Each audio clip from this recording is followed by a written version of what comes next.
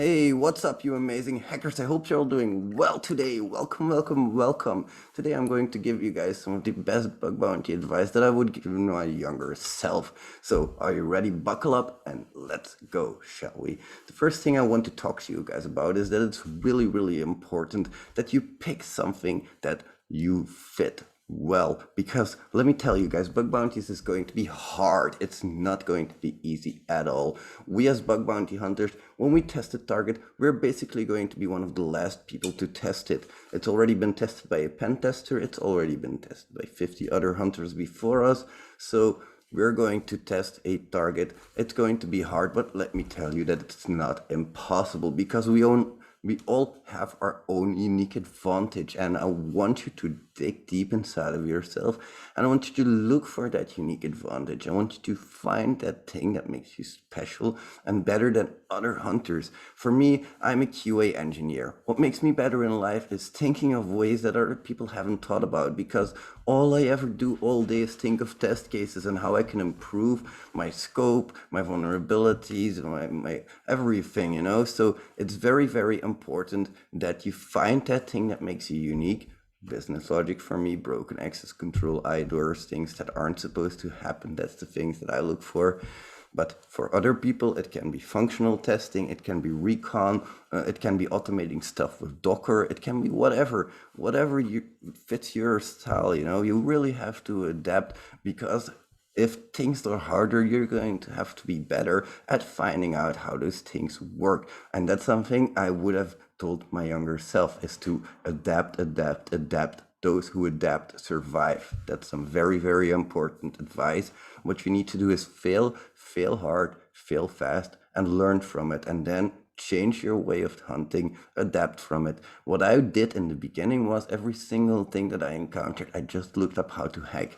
I looked up how to pen test it, then I looked up how to hack it even further, then I went looking for bug bounty reports disclosed to other people on that specific topic. I would look into every single detail that I could find on that specific thing, and I still do that. Whenever I encounter anything that I don't understand, I will look it up. Cross-site scripting and hidden input field. Just Google it, see what I can come up with. I don't know all of these things from the top of my head either. I just have to Google sometimes as well, like what are the possibilities there, or what I can do. Of course, I can go look back in my notes as well. What have I done before? What kind of research have I done on this?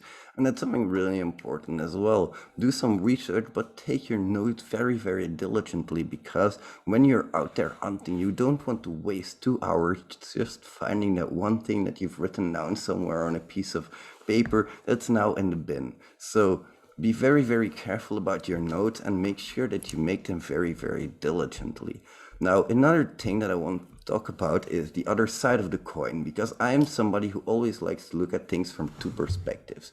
I've been looking at things from your and my perspective for a while now, but now I also want to include the company side as well a little bit, because companies, when they come to a bug bounty program, they basically want an advanced penetration test. It's as simple as that. They want to get everything that they have in a usual penetration test, but they want the power of the crowd for it.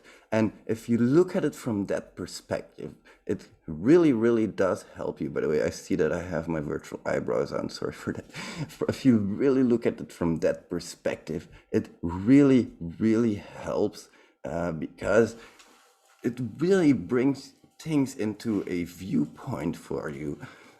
These companies are looking for the power of the crowd. They are looking for what makes you unique, and they are looking for that thing that makes you special and better than everybody else at that one particular thing. Now, does that mean you shouldn't be polyvalent? Of course, you should know as much topics as possible, but you should have that one thing, that one card behind your back that you always know how to do very, very well, and specialize in that. Make that your thing. Make that how you hunt, and make it something that you can teach others how to hunt in that style.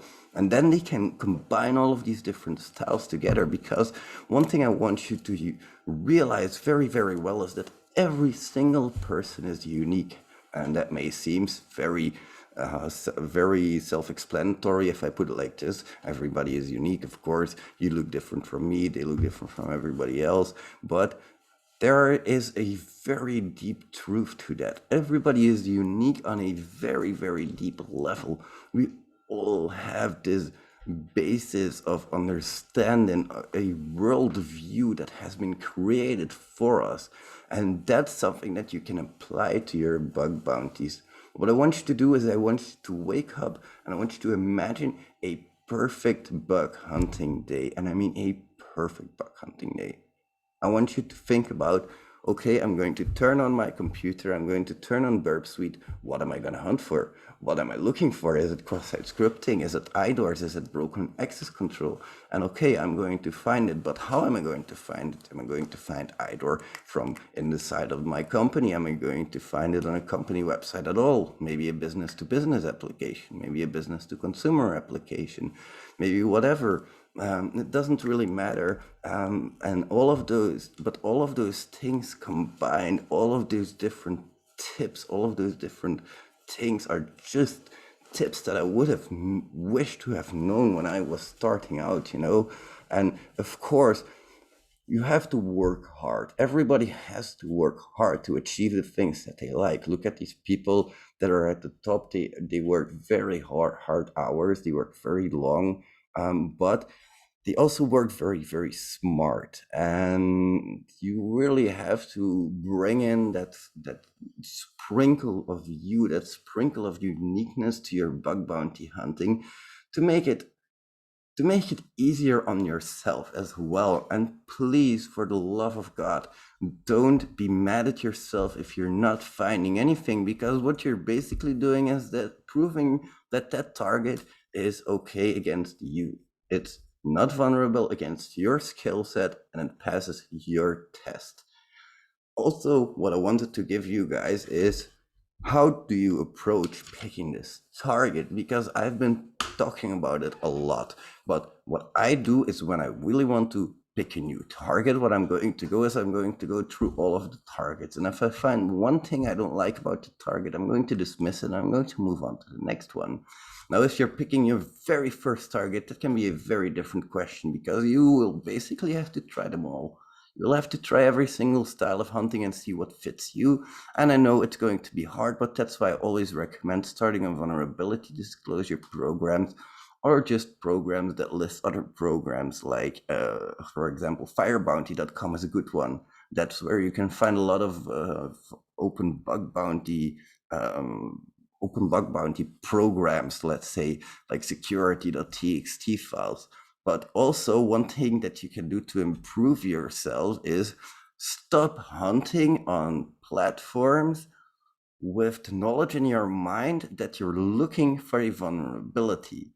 Like, it doesn't matter which one you pick, if it's Try Hack Me, if it's Pentester Lab, if it's the Port Swigger Labs, it doesn't matter which labs you're hunting on. Get this idea out of your head that you're hunting on something that's vulnerable. And I know that these targets have been training you for it in a way, because every single target, every single lab that you attack, has a vulnerability in it. And I know that it kind of requires that kind of mindset, because you have to. I can't train you guys on something which I know is not vulnerable. I can do other things with that, but more about that later. But basically, I need to have a platform that's vulnerable before I can explain to you how these vulnerabilities work. It's as simple as that. But that also creates this mindset in these hunters that whatever I'm hunting for whatever I'm hunting on, it's going to be vulnerable. But that's just not the case. Now, when I pick a target, I always go for business-to-business applications. I try to avoid things like web shops, newspapers, blogs, all of those things. Maybe if I can find a good deal of functionality, then I will maybe look for it some more. But if I don't find that, I will move on to the next target. If I find anything I don't like, I will move on to the next target. If I am reporting a bug and I don't like the response, I will move on to the next target. I will just not care about the response. That way, I will not respond back. I will not waste my time, good, valuable time that I could spend hunting. So that's some advice. I hope you guys enjoyed it. I've been all over the place in today's video. I hope you guys will rewatch this and note down the things that I said, because I know it's extremely hard to follow. But I will see you guys in the next one. Thank you guys so much for watching, and thank you for all of the support that you're giving me. If you guys want, in the description, you guys can find a link to my bug bounty course as well. Thank you so much for watching, and I will see you in the next video. Bye, amazing hacker. See you soon.